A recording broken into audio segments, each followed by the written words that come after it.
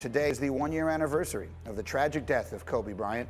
It was Sunday, January 26th of last year, when Bryant and his 13-year-old daughter Gianna and 7 others were killed in a helicopter crash in Calabasas, California.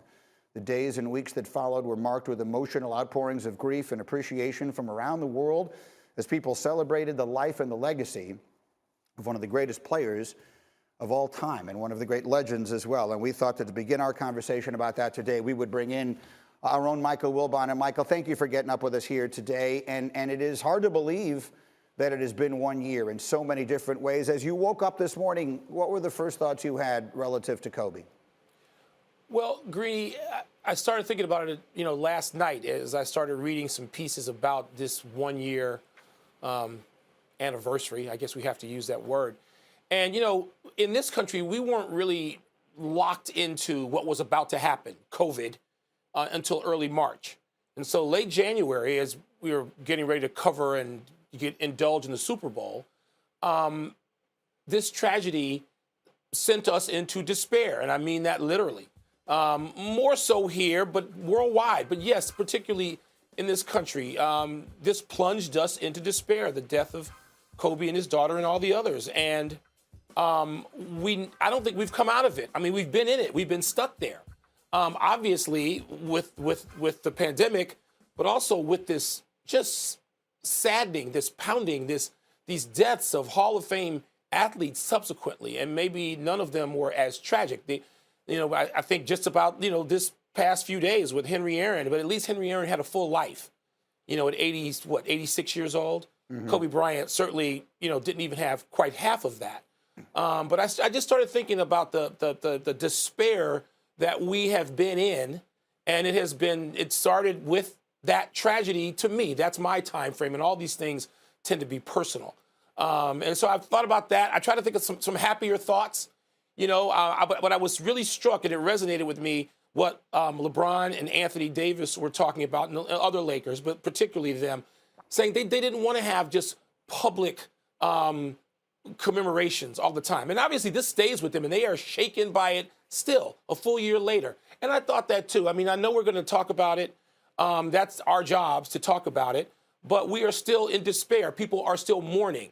And so I don't know quite how you handle it, but LeBron and Anthony Davis and their sentiments resonated with me.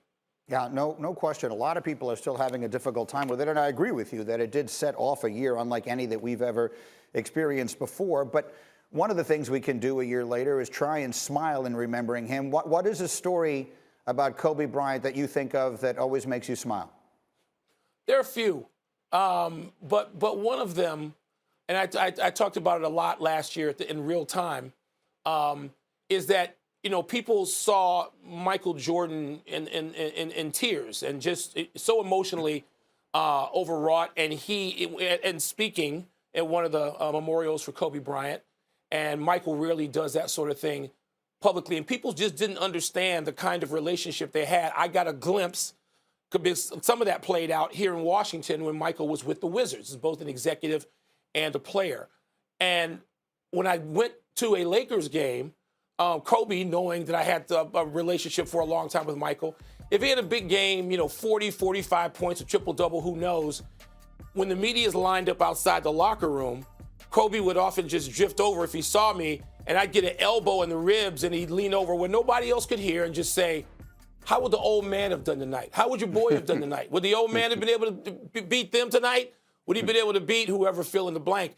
And it was just so, and it was, I asked him, I said, "Look, can I talk about this on the air now or write about it?" And he said, people aren't going to understand. They're going to take it the wrong way. And he was probably right. I knew how he meant it. I knew of the relationship. But it was so funny. This would happen periodically, over the years. How would the old man have done? And, people handle these things differently, but Kobe had such fun with it. And there was such a reverence, not just a friendship, a reverence for his basketball idol.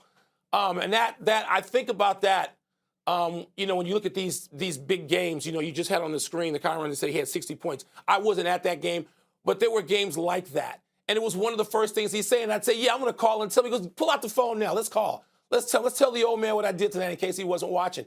And Jordan loved it. He just loved it. And people did not realize we weren't in a social media time for most of that, if any of it. and they didn't realize just how much they adored each other.